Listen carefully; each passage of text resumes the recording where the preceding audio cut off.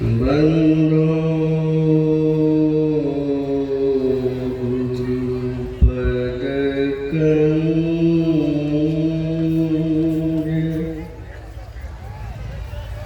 कृपा सिंधु नररूप हरि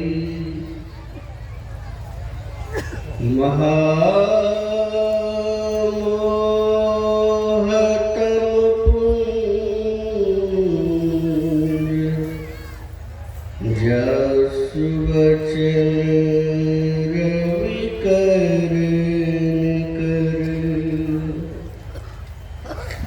धन्य धन्य सद्गुरु सुखदाय महिमा कही न जाए जो कछु कहूँ तुम्हारी कृपा मोते कछु न बसा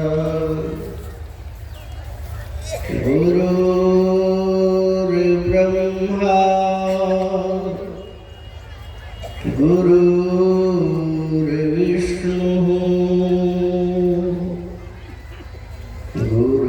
गुरुर्देवो महेश्वरः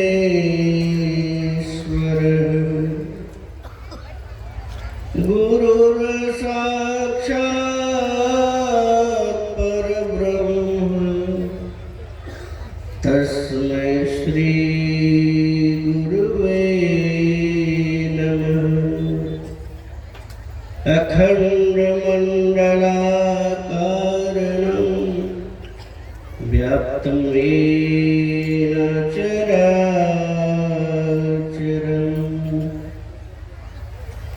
तत्पदं दर्शितं येन तस्मै श्री गुरुवे नमः। तस्मै श्री गुरुवे नमः। मन और वाणी को पवित्र करने के लिए हम लोग एक बार गुरु महाराज का जयकारा करें। बोलिए प्रेम से श्री सद्गुरु महाराज की। कण कण में विराजमान 20वीं शताब्दी के महान संत प्रातः स्मरणीय अनंत श्री विभूषित परम पूज्य संत सद्गुरु महाराज के युगल चरणों में कोटि कोटि बार प्रणाम। व्यक्ति रूप में अपने निवास में विराजमान पूज्य पाद के श्री चरणों में कोटि कोटि बार प्रणाम। मंच पे विराजमान स्वामी नरेशानंद जी महाराज, स्वामी गंगाधर जी महाराज, काशी बनारस से पधारे रविशंकर जी महाराज, तीर्थों को पावन करने वाले मुद मंगल में संत समाज, सत्संग में आए हुए स्नेही बंधुओं, भक्तिमती माता एवं करुणामयी बहनों, अभी हम लोग श्री रामचरितमानस सारस्वती के पाठ को श्रवण किए आराध्य कांड से। विषय बना है भक्ति। जितने भी प्राणी हैं सभी कुछ न कुछ अपने दिल दिमाग से भक्ति करते हैं।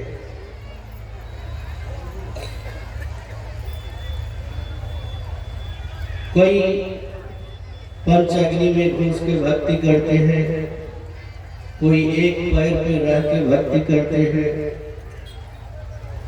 कोई अन्न खा के भक्ति करते हैं, कोई नमक छोड़ के भक्ति करते हैं,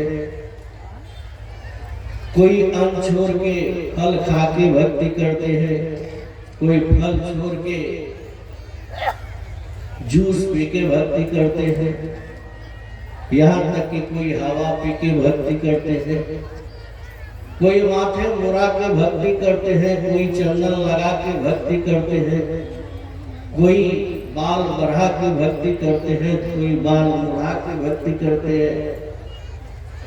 तरह तरह से आपको भगवान का भक्त मिल जाएगा देखने के।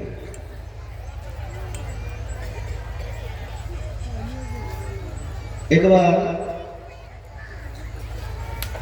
संत कबीर साहब को एक सभा में उनको बुलाए भंडारा के लिए आमंत्रण दिया गया। उस भंडारा में शर्त रखा गया कि जो संस्कृत का श्लोक का उच्चारण करेगा, वेद मंत्र पढ़ेगा, वही इस भंडारा में भाग ले सकता है। बहुत सारे विद्वान जा रहे हैं भंडारा में भाग लेने के लिए, संस्कृत का श्लोक पढ़ने के लिए। सबसे पूछ रहे हैं, सब अपना अपना संस्कृत का श्लोक का उच्चारण करके भंडारा में प्रवेश कर रहे, भाग ले रहे। संत कबीर साहब को देखते कि यहाँ साथ में भैंसा को लाए हैं, भैंसा पर बैठ के आ रहे हैं। संत कबीर साहब पढ़े लिखे नहीं थे, संत कबीर साहब को नीचे दिखाना था, इसलिए ऐसा भंडारा का आयोजन किया गया था। संत कबीर साहब से कहते हैं कि आप भी संस्कृत का श्लोक पढ़े तब तो भंडारा पाने के लिए आपको मिलेगा। कहा क्या यहाँ जो संस्कृत का श्लोक पढ़ेगा वही भंडारा पा सकता है? कहा हाँ महाराज। कहा अगर यदि यह भैंसा मेरा वेद पढ़ देगा, संस्कृत का उच्चारण श्लोक का उच्चारण करेगा, क्या इसे भंडारा आप लोग खाने के लिए देंगे? इसके साथ में आप लोग को भंडारा पाना होगा। कहा हाँ हमें मंजूर है। और संत कबीर साहब क्या करते हैं, भैंसा के माथे पर हाथ रख दिए और भैंसा का संस्कृत का श्लोक बोलने लगा, ओम भूर्भुवः स्वः तत्सवितुर्वरेण्यं भर्गो देवस्य धीमहि धियो यो नः प्रचोदयात्। क्या इस भैंसा के साथ में आप लोग भोजन कीजिए। मतलब भक्त का जो है सम्मान ऊपर है। महाभारत में जब नहीं हुआ, युधिष्ठिर जी महाराज को कहा गया कि देखिए सबका भोजन हुआ लेकिन संत का भोजन नहीं हुआ, संतों का भोजन होगा, भक्त का भोजन होगा, तब यह जग आपका पूर्ण होगा। और गांव से बाहर सुपच भगत जो द्रोण का बेटा थे, वह भक्ति में लीन थे, उसे आमंत्रण नहीं दिया गया, उनको बुलाया गया। और जब आए, जब भक्त का भोजन हुआ तो घंटा बजे। मतलब संत कबीर साहब जोधा का बेटा भैंसा से वेद पढ़ाई की ना, अभी बात समझ में आई कि ना।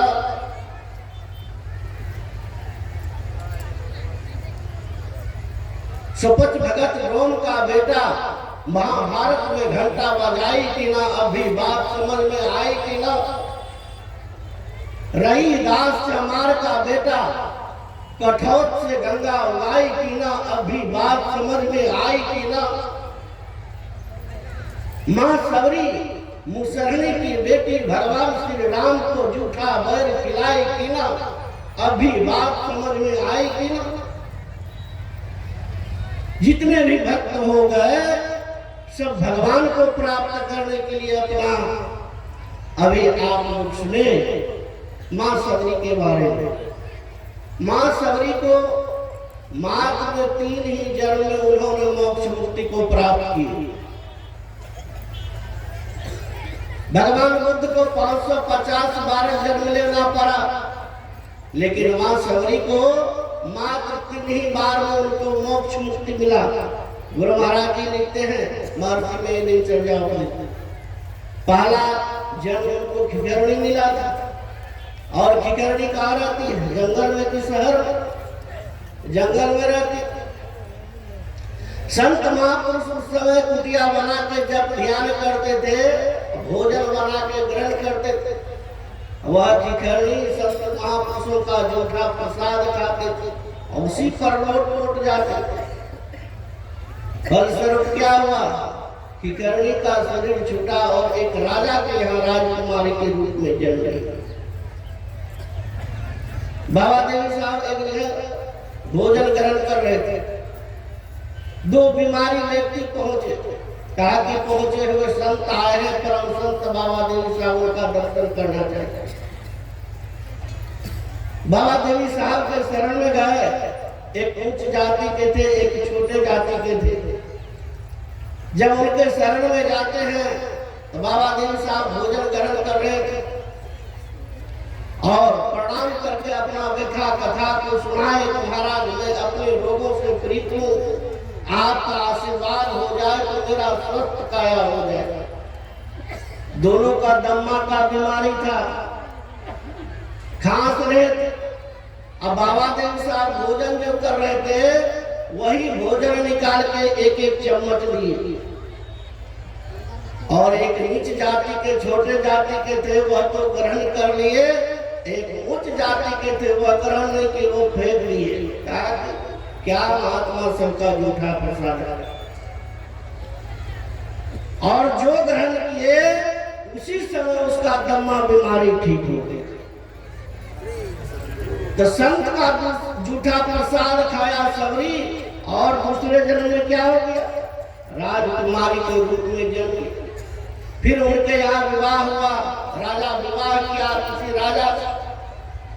राजा से जब विवाह किया, राजकुमार जब ले गए अपने पति से, राजकुमारी राजरानी जब बन गई, कहते हैं पतिदेव मैं आपसे कुछ मांगना चाहता हूं।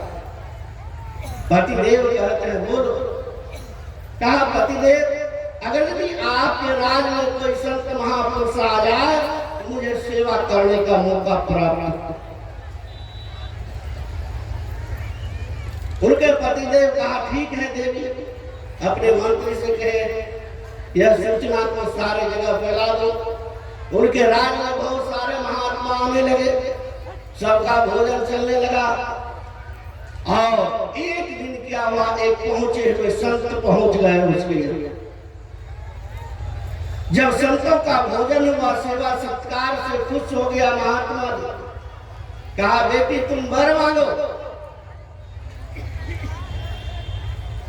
वह राज रानी महात्मा जी के समीप जाते हैं, प्रभु अगर यदि आप मुझ पे प्रसन्न हैं तो मुझे वर यही दे, अगले जीवन में मेरा मनुष्य के रूप में जन्म हो, लेकिन यह जो मैं देखने में सुंदर हूं, मेरा रूप जो है कुरूप हो। यह जो मेरा देखते हैं बहुत बड़ा हवेली है, किसी झोपड़ी में मेरा जन्म हो, किसी गरीब के यहाँ मेरा जन्म हो, किसी नीच जाति में मेरा जन्म हो।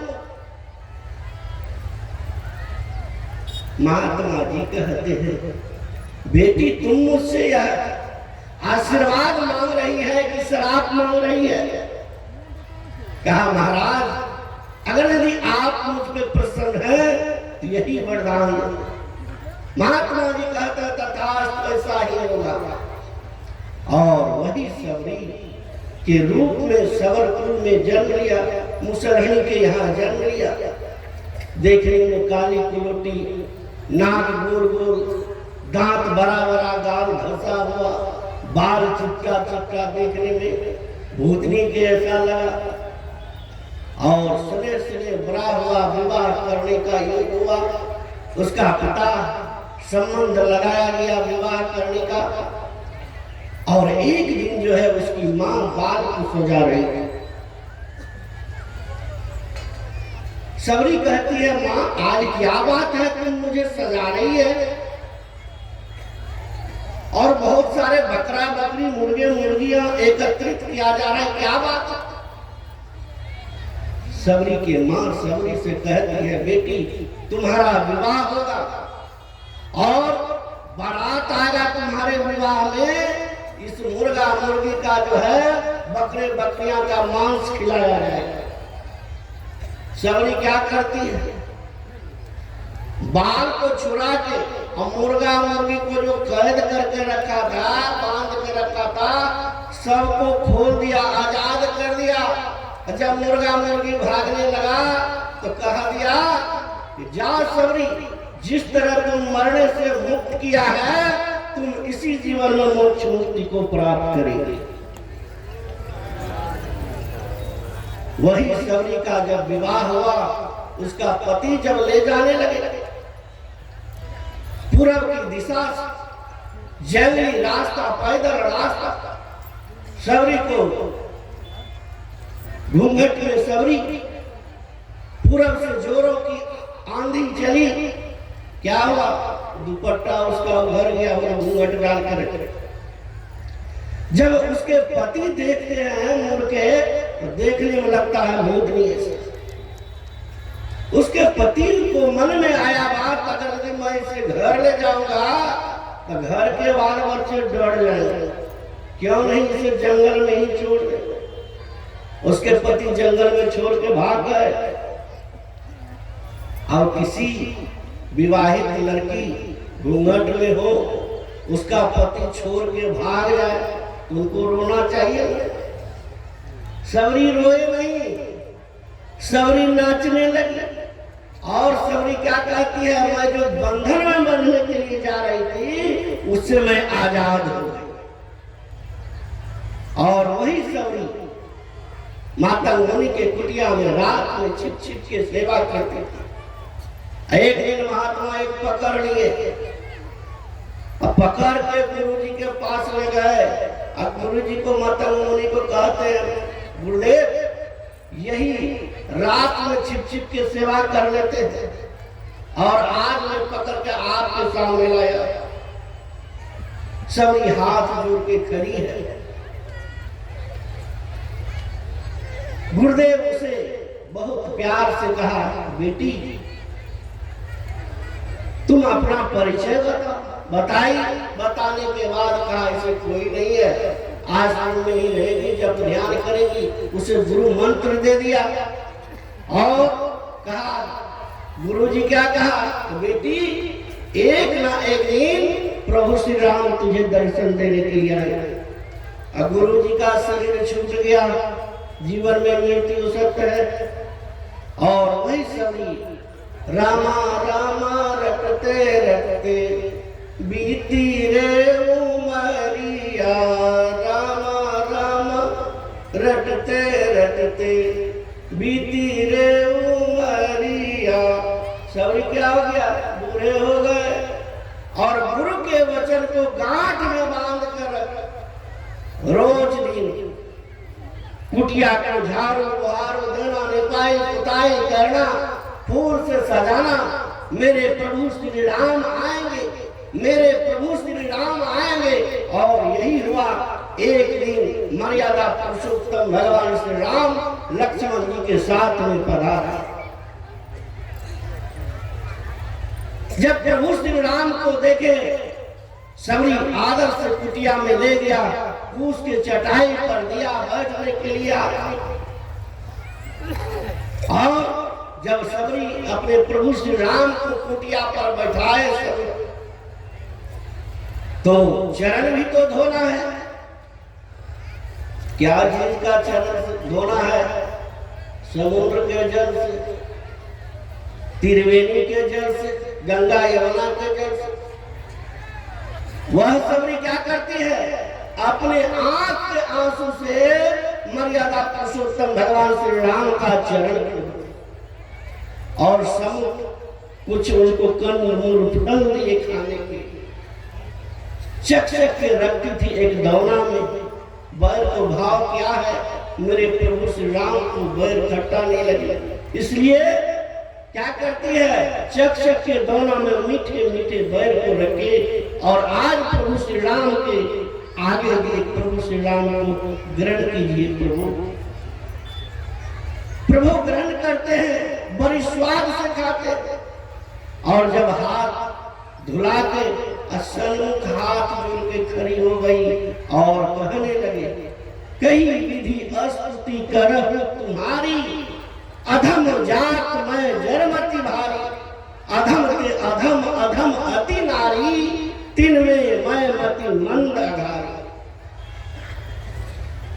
प्रभु श्री राम का भक्त बहुत बड़े ज्ञानी होते हैं, पंडित होते हैं, धनवान होते हैं, गुणवान होते हैं। सवरी में कुछ नहीं। सवरी क्या कहती है, आपकी स्त्री किस तरह करूं? अधम के अधम मतलब नीच से नीच, तिनमें मैं नीच, उसमें भी मैं मंद बुद्धि को, कम बुद्धि को। इस बात को मर्यादा पुरुषोत्तम भगवान श्री राम सुने और सुन के मर्यादा पुरुषोत्तम भगवान श्री राम को रहा नहीं गया। क्या कहते हैं, कह रघुपति सुनु भामिनी बाता, मानहु एक भगत करनाता। हे भामिनी स्त्री सुन, मैं केवल भक्ति का नाता मानता। जाति पाति कुल धर्म बराई, धनवर परिजन गुण चतुराई। नवधा भगति कहो तुहि पाही, सावधान सुनु धर्म मन माही। सुनो, सावधान होकर सुनो, मैं तुझे 9 प्रकार का भक्ति देता था। क्या कहते? प्रथम भगति संतन कर संगा। एक हरिदास ठाकुर जी का पूजा करते थे, भोग लगा के तब प्रसाद ग्रहण करते थे। जब ठाकुर जी प्रसाद बना रहे थे, उस समय बहुत सारे संत आ गए। हरिदास को कहते हैं, हरिदास हम लोगों को भूख लगा है। बहुत सारे महात्मा कहते हैं, संत कहते हैं, हम लोगों को भूख लगा, जल्दी से जो खाने के चला जाऊंगा। अब हरिदास सोचने लगे, अगर यदि संत को भूखा चला जाए तो अच्छा नहीं हो। अब भगवान को प्रसाद ग्रहण कराना था, प्रसाद का भोग लगाना था। हरिदास क्या करते हैं, हरिदास के मन में हुआ कि बाद में भोग लगाने के लिए बना लेंगे, पहले संत को खिला लेंगे। और जैसे बनाए संत को खिलाए, खिलाने के बाद जो था प्रसाद जो बचा, संत क्या करते हैं, हरिदास उस भोजन को सोचा कि कैसे फेंकेंगे, संतों का जूठा प्रसाद है, क्यों नहीं इसे ग्रहण कर ले। जैसे ग्रहण किए तब तक में याद आ गया, आज हम ठाकुर जी को भोग लगाए नहीं और आज मेरा ठाकुर जी भूखा रह गया, कैसे मैं खाऊंगा? मुख में जो है अन्न को रखा हुआ, मुंह बंद करके मुंह फुला बैठा हुआ। अगर यदि हरिदास सोचते हैं, अगर यदि मैं मुख से बाहर निकालता हूँ अन्न को, तो झूठा संत का जो झूठा प्रसाद है, इसका अपमान होगा। अगर यदि मैं इसे खा लेता हूँ तो आज मेरे प्रभु का भोग नहीं लगा है, मेरे ठाकुर जी का भोग नहीं लगा, कैसे मैं खाऊंगा? और मुंह बंद करके बैठा हुआ है, आंख से आंसू भर गया है और हरिदास रो रहे। जब रात्रि हुआ तो ठाकुर जी प्रकट हो गए, कहते हैं, हरिदास क्यों रोता है? अरे संत को तुमने भोजन कराया, प्रथम भक्ति तो संतों का संग है, तुमने संतों का संग किया, इसलिए मुझे आना पड़ा।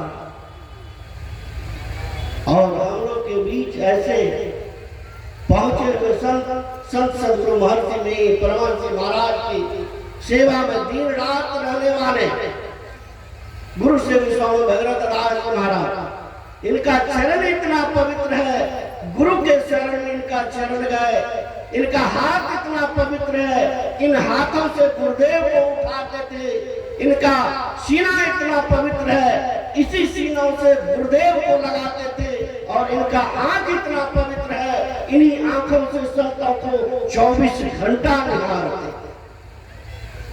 तो प्रथम भक्ति संतन कर संगा, दूसरे रहते मान कथा प्रसंगा, तीसरा श्री भक्ति अमान। तो बहुत सारी बातें हैं, समय भी पूरा होने को है, वाणी को यही मैं विराम देता हूँ। बोलिए प्रेम से श्री सद्गुरु महाराज की। श्री सद्गुरु महाराज की जय। भक्ति के रस में इतना प्रभावित हो गए कि संजय बाबा समय